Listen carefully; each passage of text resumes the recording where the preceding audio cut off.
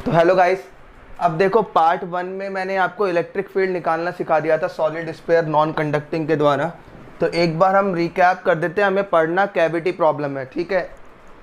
तो video working में है। तो हमारा टॉपिक था कैविटी प्रॉब्लम, कैविटी प्रॉब्लम, ठीक है। तो अभी तक कैविटी के बारे में तो डिस्कस किया नहीं था, ये वीडियो जो है वो पार्ट 2 है, ठीक है। तो पहली वाली वीडियो में मैंने बस ये डिस्कस किया था कि आप लोगों को अगर कैविटी प्रॉब्लम पढ़ना है इलेक्ट्रोस्टैटिक के अंदर तो आपको क्या यूज़फुल होगा। तो मैंने आपको फर्स्ट बताया था, ऐसा लिखो कि electric field due to non conducting solid sphere having uniformly charge density rho, ठीक है। तो उसमें पहला केस आया था आपके पास में इनसाइड, ठीक है ना।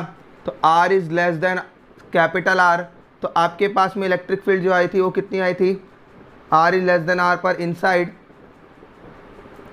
तो आपको पता होना चाहिए रो R अपॉन 3 एप्सिलॉन नॉट, ठीक है, ये magnitude wise, okay.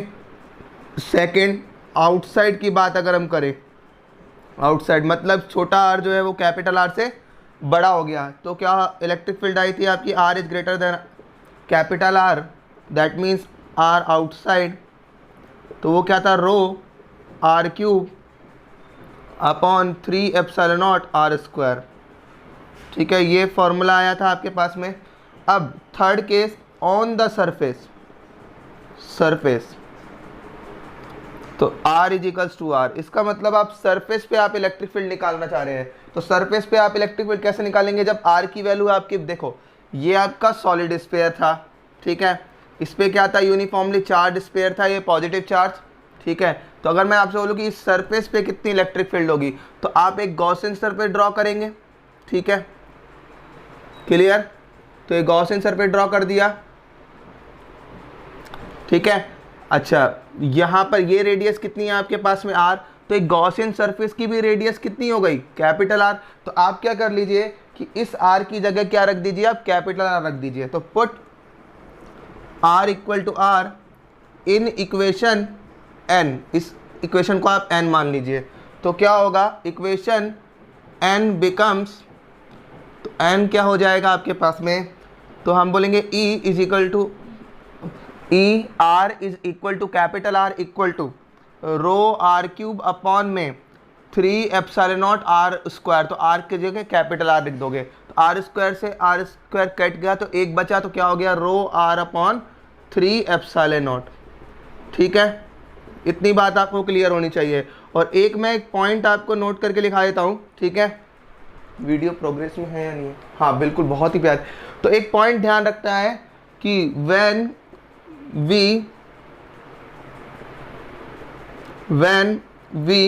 finding the electric field at a given point, then direction must be taken account, taken in account, ठीक है। आपको डायरेक्शन की बहुत ज़्यादा ज़रूरत होगी, ठीक है। तो डायरेक्शन इज इम्पॉर्टेंट बिकॉज, तो हम बोल सकते हैं because electric field is a vector quantity, ठीक है। तो चलो अब एक कैविटी प्रॉब्लम करते हैं, ठीक है।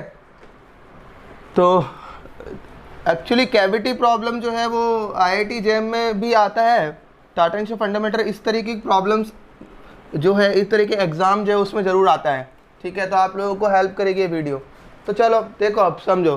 तो हमारे पास में एक पॉइंट आ गया पहला, ठीक है, कि आपके पास में सॉलिड स्फीयर में इनसाइड वाला, तो आपके पास में क्या था कि electric field R is less than R पर, यहाँ लिख रहा हूँ मैं रो R अपॉन में 3 एप्सिलॉन नॉट, ठीक है। ये याद होना चाहिए आपको, R is equals to R is greater than capital R, ठीक है। ये आउटसाइड के लिए अगर आप देखेंगे तो क्या आया था, R इज ग्रेटर देन, तो क्या होता है रो आर क्यूब अपॉन में 3 एप्सिलॉन नॉट आर स्क्वायर, और आपके पास में सरफेस पे क्या आया था आपके पास में r is equals to R पर, तो क्या होता है रो आर अपॉन में 3 एप्सिलॉन नॉट। ये तीन बातें आपको क्लियर होनी चाहिए, ठीक है। नाउ चलो अब डिस्कस करते हैं कैविटी, ठीक है। Now discussing the cavity problem, ठीक है। तो कैविटी प्रॉब्लम में क्या है, देखो सपोज ए सॉलिड स्पेयर, और वो नॉन कंडक्टिंग होना चाहिए, ठीक है ना। अच्छा, नॉन कंडक्टिंग क्यों होना चाहिए, आगे आप बाद में आपको पता लगेगा कि कंडक्टर के अंदर इलेक्ट्रिक फील्ड जो होती है वो हमेशा क्या होती है, जीरो होती है, तो हम बोल रहे हैं नॉन कंडक्टिंग होना चाहिए वो। तो नॉन कंडक्टिंग स्पेयर, ठीक है, इन विच ए कैविटी इज मेड, ओके, और वो भी स्पेरिकल कैविटी है, वो कैविटी आपने बना दी है, ठीक है। तो देखो अब समझो, तो यहां बना रहे हैं हम लोग कि आपका एक सॉलिड स्पेयर है, ठीक है। अच्छा, इसकी रेडियस मान के चलो कैपिटल आर है, ठीक है। अब आपने क्या किया कि इसको सेंटर को मैंने बोला O1, अब आपने एक कैविटी क्रिएट कर दी यहाँ पर, ठीक है। ये स्पेरिकल कैविटी है, ये बात ध्यान रखना, सर्कल नहीं है, ठीक है, ये 3 डायमेंशनल है, तो ये आपके पास में एक स्पेरिकल कैविटी, ठीक है। तो इसका मतलब ये हुआ, अच्छा इसका सेंटर जो है मैंने बोला O2, ठीक है, और इसकी रेडियस लेटर सपोज की रेडियस मान लेते हैं B, ठीक है। अच्छा, एक बात और दी हुई है क्या कि आपके पास में इस सेंटर से इस सेंटर की दूरी जो है वो आपके पास में कितनी है, ए वेक्टर, ठीक है। अच्छा, तो मैं बोल रहा हूं कि कैविटी रेडियस जो है वो कितनी है, B, ठीक है, और बिग स्पेयर की रेडियस जो है अब आपके पास में कितनी है, कैपिटल R, ठीक है, और O1 O2 की जो डिस्टेंस है इनके बीच की वो डिस्टेंस कितना है, A, ठीक। इतनी बात आपको क्लियर हो जानी चाहिए, ठीक है। नाउ अब देखो समझो इस बात को, तो आपके पास में चार्ज कहाँ प्रेजेंट है, ये तो कैविटी है, तो आपका चार्ज जो है वो कहाँ पर है, आउटसाइड, इस तरीके से, तो चार्ज ओनली यहाँ पर प्रेजेंट है, ठीक है। तो अब इसमें केस कितने बनते हैं, there are 3 cases arises to find the electric field, ठीक है। तो अब फर्स्ट क्या है कि आप कैविटी के अंदर इलेक्ट्रिक फील्ड निकाल रहे हैं, we are finding the electric field inside the cavity, ठीक है। मतलब आप कहीं यहाँ इस पॉइंट पर कहीं आप इलेक्ट्रिक फील्ड निकाल रहे हैं, सेकंड, ठीक है।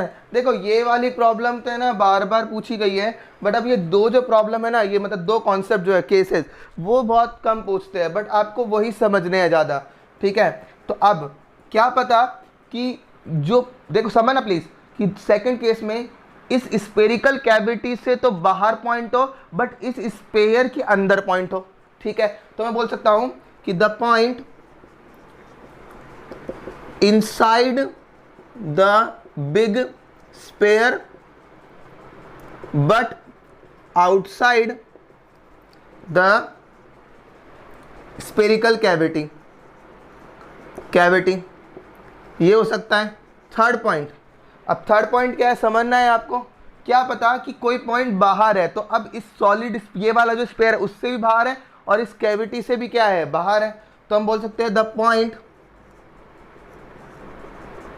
which is outside from big sphere as well as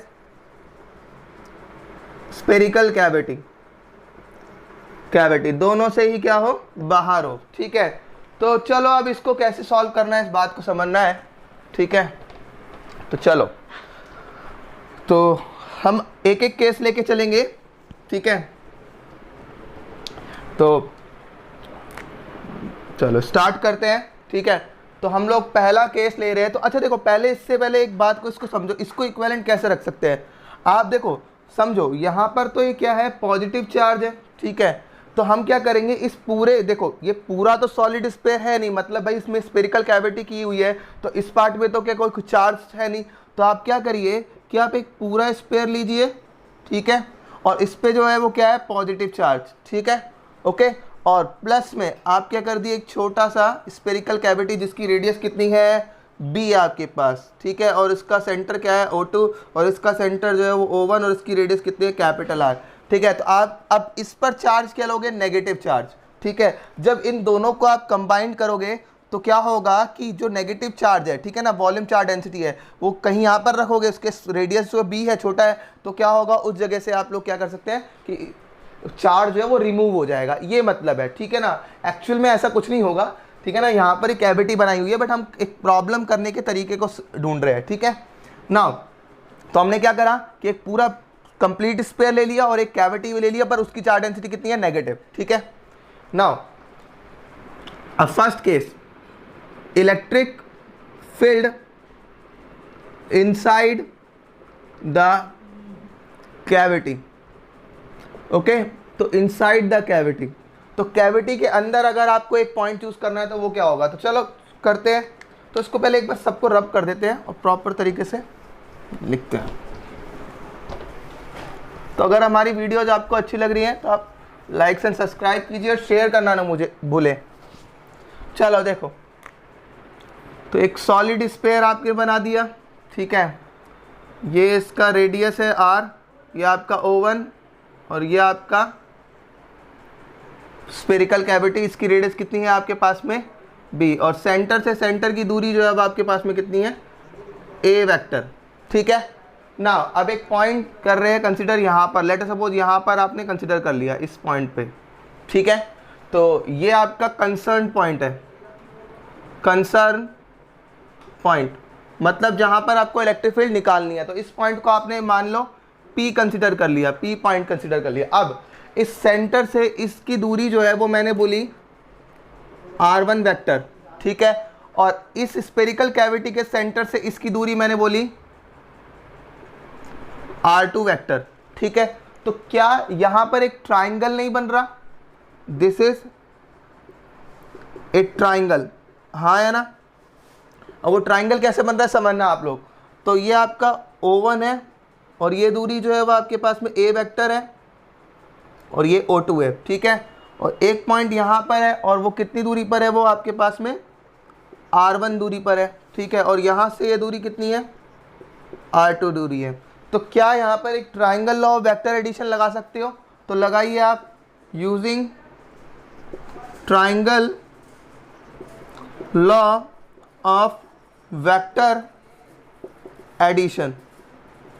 तो क्या होगा, देखो यहाँ से यहाँ तक का वेक्टर कितना है, A वेक्टर, प्लस फिर यहाँ से यहाँ तक का वेक्टर कितना है, R2 वेक्टर, इक्वल टू फिर यहाँ ये वाला वेक्टर, ठीक है, R1 वेक्टर, ठीक है। This is called triangular law of vector addition. तो this equation is first. Now अब समझिएगा आप, मैं जो पूछूंगा, तो देखो ये इस बिग स्फीयर के लिए ये पॉइंट जो है वो पूरे के लिए क्या है, इनसाइड है, ठीक है। ये पॉइंट जो है वो तो इसके लिए इनसाइड हुआ, बट इसके लिए देखो बात को समझना है, और इसके लिए भी क्या है, ये वाला जो पॉइंट है वो क्या है, इनसाइड है। कोई दिक्कत, कोई भी दिक्कत नहीं है, बट ध्यान रखना मैंने आपको कैसे बनाया था, इस बात को समझना। तो ये पूरा बिग स्फीयर बना दिया था मैंने, ठीक है, और ये आपका स्मॉल स्फीयर बनाया था, और इसकी रेडियस स्मॉल b, और इसकी रेडियस कैपिटल R, और ये पॉइंट जो है वो कहीं यहाँ पर है, और ये इसके लिए कहीं यहाँ पर ये पॉइंट है। तो इसके लिए भी इनसाइड और इसके लिए भी इनसाइड, ठीक है। और ये आपका माइनस रो है और ये आपका प्लस रो है, ठीक है। तो अब समझना ये दूरी कितनी है आपके पास में, R1, और ये वाली दूरी कितनी है यहाँ से यहाँ तक, R2, ठीक है। तो अब मुझे एक बात बताओ कि अगर मैं इस पॉइंट पर अगर इलेक्ट्रिक फील्ड निकालना चाहता हूँ, तो इसमें इस पॉइंट पर इलेक्ट्रिक फील्ड जो होगी वो इस बिग स्फीयर के द्वारा भी होगी और एक स्मॉल स्फीयर के द्वारा भी होगी। बट ध्यान रखना है प्लीज़ कि यहाँ पर आपको वेक्टर ध्यान रखना है, वेक्टर लगाना ना भूलें। तो हम बोलेंगे देखो अब ये पॉजिटिव चार्ज है, तो हम बोलेंगे देखो इलेक्ट्रिक फील्ड नेट जो फील्ड है एट P पॉइंट, ठीक है। तो हम बोलेंगे एक तो पॉजिटिव रो के द्वारा वेक्टर लगा रहे हैं और एक आपके पास नेगेटिव रो के द्वारा, ठीक है। तो अब चलो, अब ये पॉइंट तो इनसाइड है ना, तो इनसाइड का आपके पास में इलेक्ट्रिक फील्ड क्या होती है, तो आपको बताया था रो आर अपॉन 3 एप्सिलॉन नॉट। तो हम बोलेंगे देखो प्लस रो आर, तो आर कितना है R1 अपॉन 3 एप्सिलॉन नॉट। अब वेक्टर, तो वेक्टर मैं बोलूँगा R1 कैप, ठीक है। फिर प्लस, अब इसके द्वारा, अब इसके द्वारा तो नेगेटिव रो है तो मैं नेगेटिव रो लिख देता हूँ, ठीक है। फिर अपॉन 3 एप्सिलॉन नॉट, अब रो R अपॉन 3 एप्सिलॉन नॉट, तो R कितना है, ये आपका R2 है और इसका वेक्टर कितना R2 कैप, ठीक है। अब ये आपके पास में P पॉइंट पे इलेक्ट्रिक फील्ड निकल गई। अब चूंकि किसी भी यूनिट वेक्टर को कैसे लिखते हैं, R वेक्टर अपॉन में R का मैग्नीट्यूड, है ना। तो मैं बोल सकता हूँ कि ये इक्वेशन आप मान लीजिए फर्स्ट, तो इक्वेशन फर्स्ट बिकम्स, तो फर्स्ट क्या हो जाएगी, EP is equals to rho upon 3 epsilon not R1, और R1 कैप को क्या लिख सकते हैं, R1 वेक्टर अपॉन में R1 प्लस माइनस रो R2 अपॉन में 3 एप्सिलॉन नॉट R2 कितना है आपके पास में, R2 वेक्टर अपॉन में R2 का मैग्नीट्यूड, R2 से R2 कैंसिल हो गया, R1 से R1 कैंसिल हो गया, ठीक है। तो इसको अब यहाँ पर कर देते हैं, तो आप बोलेंगे EP is equals to rho R1 vector upon 3 epsilon naught, फिर ये minus rho R2 vector upon में 3 एप्सिलॉन नॉट। तो आप क्या कॉमन ले सकते हैं, रो अपॉन 3 एप्सिलॉन नॉट, तो R1 vector minus R2 vector, ठीक है। तो अब समझो, अब यहाँ से आप क्या कर सकते हो, A vector is equals to R1 vector minus R2 vector, तो R1 vector minus R2 vector क्या लिख सकते हैं आप, A वेक्टर। तो आप क्या लिखेंगे इसको, रो upon 3 epsilon not A vector. तो आपके पास में जो इलेक्ट्रिक फील्ड आ गई P पॉइंट पर, वो क्या है, रो A vector upon 3 epsilon not, ठीक है। अब देखो क्या रो कांस्टेंट है, बिल्कुल मैंने लिखा था रो कांस्टेंट है, ठीक है, 3 एप्सिलॉन नॉट, और ये भी कांस्टेंट। अब A वेक्टर, अब A वेक्टर जो है वो O1 O2 के बीच की डिस्टेंस है, ठीक है, और वो क्या है, हमेशा O1 से O2 की तरफ है, तो इसका मतलब क्या है, ये कांस्टेंट वैल्यू आ रही है, ठीक है ना। बट कांस्टेंट मैग्नीट्यूड वाइज भी आ रही है और डायरेक्शन वाइज भी आ रही है, क्योंकि A वेक्टर की डायरेक्शन हमेशा O1 से O2 की तरफ है, तो magnitude wise as well as direction wise, ठीक है। इतनी बात आपको क्लियर होनी चाहिए। इसका मतलब क्या हुआ, इस पॉइंट पे जो इलेक्ट्रिक फील्ड होगी वो ऐसे होगी, मतलब O1 O2 की तरफ, तो इस तरीके से इलेक्ट्रिक फील्ड होगी हमेशा, ठीक है। मतलब आप कोई भी पॉइंट कंसीडर करेंगे तो इलेक्ट्रिक फील्ड जो होगी वो इस तरफ के ऊपर। ध्यान रखना कि देखो इलेक्ट्रिक फील्ड जो हो गई वो इस कैविटी के अंदर A वेक्टर पे डिपेंड कर रही है। मतलब क्या हुआ कि आप इस कैविटी के अंदर कोई भी पॉइंट पे चले जाइए, ठीक है ना, उसकी डिस्टेंस पे डिपेंड नहीं करता, ये R2 पे डिस्टेंस डिपेंड नहीं करता, R1 पे भी डिपेंड नहीं करता, ओनली क्या है, centre to centre distance depend करती है, ठीक है। इतनी बात आपको क्लियर होनी चाहिए। अब आप क्या करेंगे, अब आप देखो,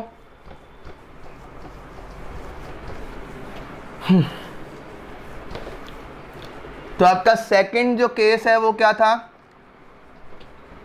कि आप एक सॉलिड स्फीयर लिया है, ठीक है, इस पे आपने उसकी रेडियस कितनी, कैपिटल R, और आपने एक स्फेरिकल कैविटी ड्रॉ की है, ठीक है।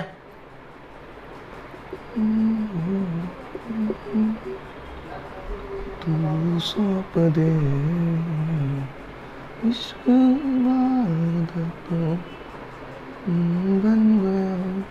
चलो ठीक है। तो अब देखो एक पॉइंट आपने यहाँ पर कंसिडर किया है, ठीक है। तो अब यहाँ से ये दूरी कितनी है आपके पास में, R1 वेक्टर, ठीक है, और यहाँ से ये दूरी कितनी है आपके पास में, R2 वेक्टर। तो अब आप फिर दोबारा से कह सकते हैं कि इसको लेके चलो देखो, तो आप बोल सकते हैं कि देखो triangle law of vector addition के according, triangle law of vector addition, ठीक है। तो वेक्टर एडिशन के अकॉर्डिंग क्या होगा, देखो A vector plus R2 vector is equals to R1 vector, ठीक है। इतनी बात आपको क्लियर होनी चाहिए। तो R2 वेक्टर को क्या लिख सकते हैं, R1 vector minus A vector, okay, ये यूज होगा। इस इक्वेशन को फर्स्ट मान लीजिए। अब देखो फिर दोबारा से लॉजिक ये लगाना है कि देखो बात को समझना, ये आपके पास में क्या है, एक कंप्लीट स्पेयर है प्लस रो का, तो ये पॉइंट तो उस कंप्लीट स्फीयर के अंदर है, और वो कितनी दूरी पर है आपके पास में, r2 दूरी पर, ठीक है। और प्लस अब एक छोटा सा स्फीयर लिया है आपने, ठीक है, उसकी रेडियस जो है वो b है, और इसकी रेडियस तो आपकी कैपिटल r है, तो ये वाला जो पॉइंट है, ये वाला जो पॉइंट है वो तो इसके आउटसाइड है, तो कहीं यहाँ पर ये पॉइंट है ना। तो और ये दूरी कितनी है आपके पास में, r2, ठीक है, ये सॉरी ये r1 है और ये आपके पास में r2 है, ठीक है, और ये आपके पास नेगेटिव रो है। तो अब आप इस पॉइंट पे इलेक्ट्रिक फील्ड निकालनी है, इस पॉइंट पर, तो कंसर्न पॉइंट पे इलेक्ट्रिक फील्ड निकालनी है, तो मैं उसको EP बोल लेता हूँ, ठीक है। तो ध्यान रखना वेक्टर कॉन्सेप्ट होना चाहिए, प्लीज ट्राई टू अंडरस्टैंड, तो वेक्टर, ओके। तो अब चलो इससे इसके लिए तो क्या है, इस स्पेयर के द्वारा तो ये इनसाइड है, तो क्या बोलेंगे, रो r, तो r1 अपॉन 3 एप्सिलॉन नॉट, तो 3 एप्सिलॉन नॉट r1 कैप, ठीक है। फिर प्लस अब इसके द्वारा क्या होगा, माइनस रो, ठीक है। फिर बात को समझना, अब ये पॉइंट तो आउटसाइड, और आउटसाइड के लिए इलेक्ट्रिक फील्ड क्या होती थी, रो r³ upon 3 epsilon not r², तो मैं बोलूँगा माइनस रो r³, तो r इसका कितना है, b³ अपॉन 3 एप्सिलॉन नॉट अब r2, तो r2 का स्क्वायर इंटू r2 का कैप, ठीक है।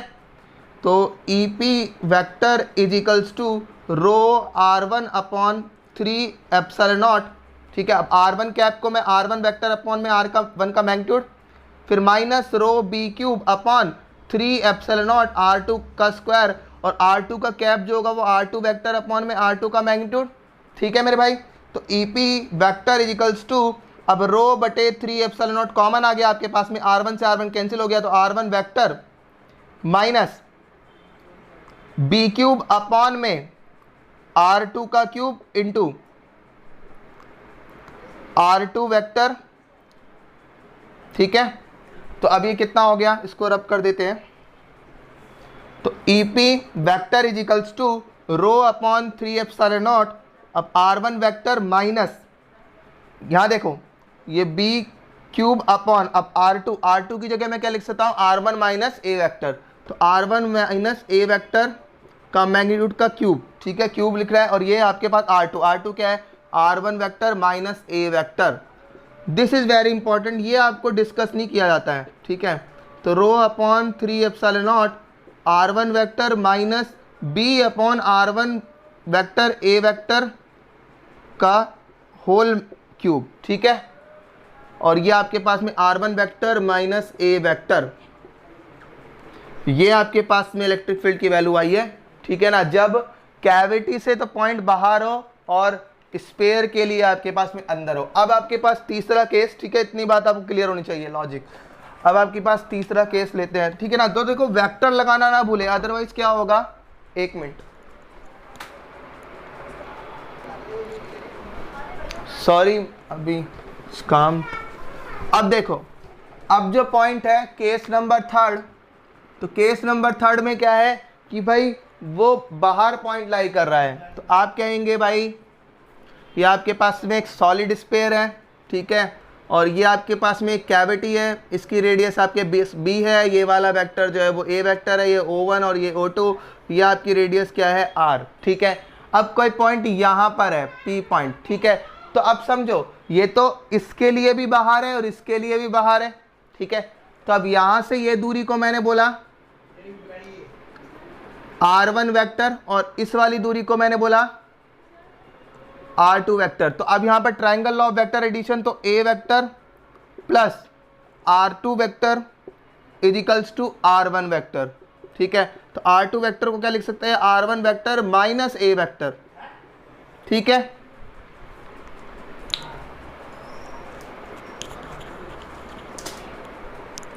अब ठीक है, तो अब ये पॉइंट आपको वही कॉन्सेप्ट लगाना है, इसके लिए भी बाहर है, तो आप इसको बस एक कंप्लीट स्पेयर मानिए प्लस रो का, और ये आपके पास दूरी जो है वो r2 वेक्टर है, ये पॉइंट P, और प्लस ये आपके पास में b रेडियस का है आपके पास में, और ये जो पॉइंट है वो भी आउटसाइड है, वो कितना है r2, ओके, ये P पॉइंट। तो ये माइनस रो है और इसकी रेडियस आपके पास कैपिटल R है, तो आपके पास P पॉइंट पर इलेक्ट्रिक फील्ड क्या होगी, देखो।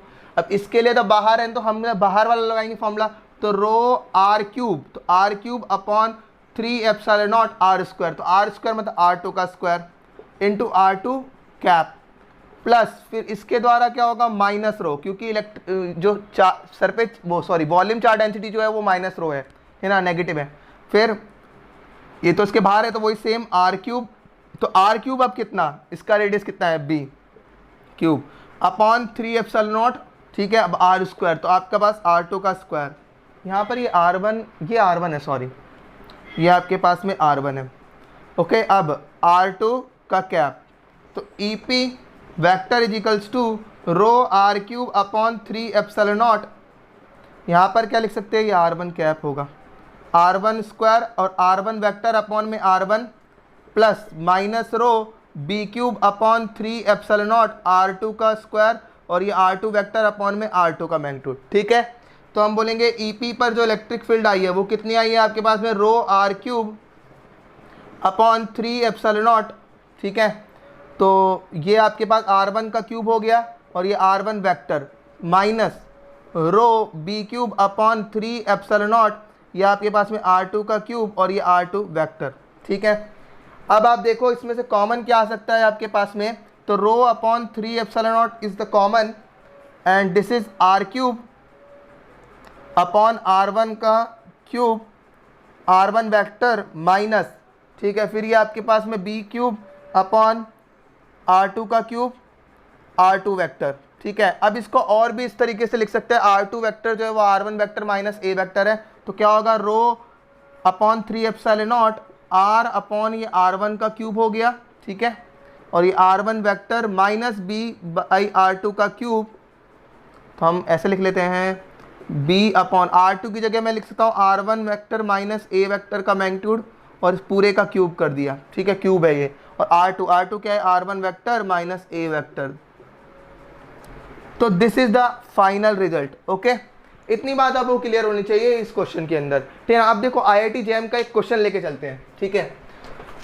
तो फिर स्टॉप करेंगे, फिर नेक्स्ट वीडियो में हम लोग और भी डिस्कशन करेंगे, ठीक है, अच्छी अच्छी प्रॉब्लम्स डिस्कशन करेंगे, कैविटी प्रॉब्लम।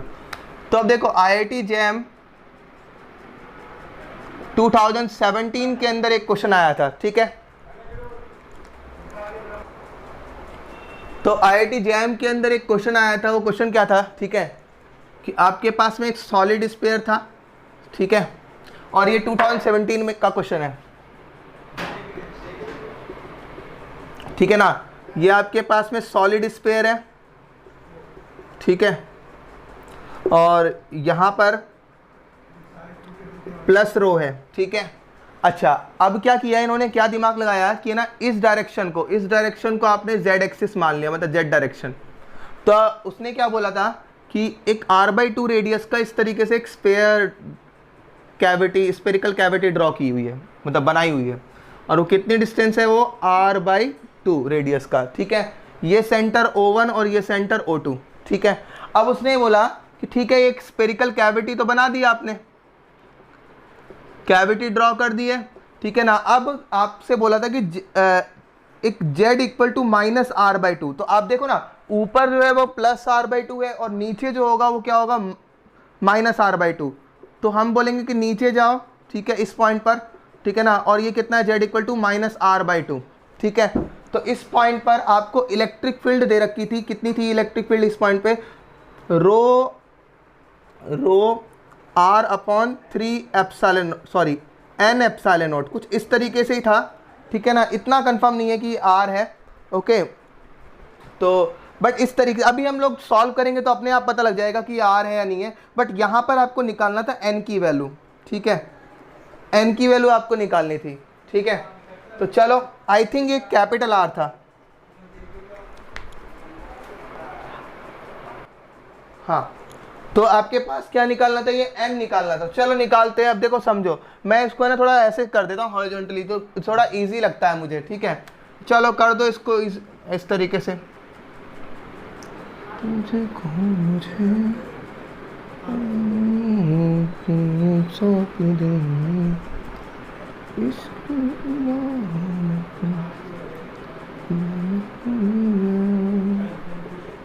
है ना, तो ये आपके पास में r/2 है, ठीक है। तो अब वही कॉन्सेप्ट लगाना है कि यहाँ पर माइनस रो लिख दिया और ये आपका प्लस रो, ठीक है। अब इसके लिए आपके पास आउटसाइड है और इसके लिए ये इनसाइड है, ये ओवन है, ठीक है ना। इतनी बात आपको क्लियर होनी चाहिए और ध्यान रखना है वेक्टर लगाना ना भूले, लॉजिक यही होना चाहिए। तो अब देखो समझना, प्लीज ट्राई टू अंडरस्टैंड। तो हम बोलेंगे पी पॉइंट पे जो इलेक्ट्रिक फील्ड होगी वो एक बिग स्फीयर के द्वारा भी होगी, तो चलो बिग स्फीयर के द्वारा लिख लेते हैं पहले, बिग स्फीयर के द्वारा, ठीक है। तो अब बिग स्फीयर के लिए तो इनसाइड है, तो आप बोलेंगे रो आर, तो आर कितना है डिस्टेंस, तो R by 2 upon 3 epsilon naught. अब यहाँ से अब ये वाला ये पॉजिटिव है तो अवे होगा, ठीक है। तो हम बोलेंगे इसको बोल देते हैं R1 वेक्टर, तो बोलेंगे R1 कैप, ठीक है। तो ये क्या हो गया, रो R by 2 upon 3 epsilon naught. अब R1 वेक्टर अपॉन R1, तो हम बोलेंगे रो R अपॉन 2, या ऐसे छोड़ो एक तरीका समझो, ठीक है ना, कि आप लिख सकते हैं रो R अपॉन 6 एप्सिलॉन नॉट। तो यहाँ पर इस पॉइंट पर जो है कंप्लीट स्फीयर के द्वारा इस तरफ होगी इलेक्ट्रिक फील्ड, तो क्या होगा, टुवर्ड्स राइटवर्ड डायरेक्शन, ठीक है। अब कैविटी के द्वारा जो बनी है, दैट मीन्स कैविटी मतलब ये वाली, ठीक है ना। तो इसके द्वारा आप क्या लिखोगे, देखो बात को समझना। अब ये वाली तो है वो नेगेटिव है और ये वाला जो पॉइंट है वो इसके आउटसाइड, तो आप आउटसाइड वाला फॉर्मूला लगाएंगे। तो देखो समझना, तो रो, ठीक है, बात को समझना, रो डिस्टेंस कितने, उसकी रेडियस कितनी है आपके पास में, r बाई 2 और इसका क्यूब, फॉर्मूला क्या था, रो r cube upon 3 epsilon not r square. तो हम बोलेंगे रो r बाई 2, इसका रेडियस कितना है r बाई 2, तो r बाई 2 का whole cube upon 3 epsilon naught. अब डिस्टेंस यहाँ से यहाँ तक का डिस्टेंस कितना है, r by 2 plus r by 2, that means r, तो r का स्क्वायर। तो आप बोलेंगे rho r cube upon 8 into 3 epsilon not r square. तो एक कैंसिल हो गया, सॉरी 2 कैंसिल हो गए, तो क्या हो गया, रो r अपॉन 24 एप्सिलॉन नॉट, बस। अब ये क्या है, टूवर्ड्स लेफ्टवर्ड डायरेक्शन, क्योंकि नेगेटिव चार्ज है, ठीक है ना। तो हम ये बोल सकते हैं ना कि इस पॉइंट पर एक इलेक्ट्रिक फील्ड ऐसे है और एक इलेक्ट्रिक फील्ड ऐसे है, तो इस पॉइंट पर जो नेट इलेक्ट्रिक फील्ड होगी उनका डिफरेंस होगा, ठीक है। तो चलो भाई, तो डिफरेंस कर दो, तो net electric field at point P, तो आप बोलेंगे P पॉइंट पे जो इलेक्ट्रिक फील्ड है, और वो गिवन थी क्या थी, rho R upon 3 epsilon naught equal to, ठीक है। तो अब इन दोनों का डिफरेंस, अब कौन बड़ा है ये देख लो, ठीक है, ये बड़ा है या ये बड़ा है, तो आप ये देखेंगे तो ये क्या होगा, 1/4 into 1 rho R upon 6 epsilon not, ठीक है। तो मैं बोल सकता हूँ कि भाई देखो 1/4 इंटू ये बिग स्फीयर से की इलेक्ट्रिक फील्ड है, ठीक है। तो मैं बोल सकता हूँ कि भाई देखो इस कैविटी के द्वारा जो इलेक्ट्रिक फील्ड है, ठीक है, उसका मैग्नीट्यूड वो 1/4 टाइम्स है बिग स्फीयर के द्वारा। तो इसका मतलब बिग स्फीयर की ज़्यादा इलेक्ट्रिक फील्ड है, तो आप क्या करेंगे, बिग स्फीयर की इलेक्ट्रिक फील्ड में से माइनस कर देंगे कैविटी की इलेक्ट्रिक फील्ड, तो आप क्या होगा, बिग स्फीयर। अब बिग स्फीयर, ठीक है ना, तो बिग स्फीयर को ऐसी कितना लिख सकते हो, 4 times A cavity minus E cavity equal to 3 E cavity हो गया ये।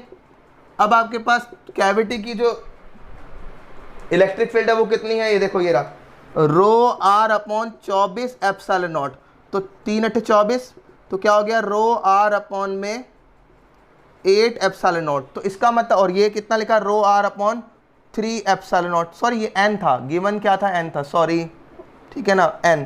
तो एप्सिलॉन नॉट से एप्सिलॉन नॉट कैंसिल हो गया, r से r कैंसिल हो गया, n रो से रो कैंसिल हो गया, तो n की वैल्यू कितनी होगी, 8, ठीक है ना। This is the problem, okay. तो हमारी वीडियो अगर आपको अच्छी लग रही है तो आप लाइक एंड सब्सक्राइब कीजिए, शेयर करना ना भूलें, ओके, थैंक्स।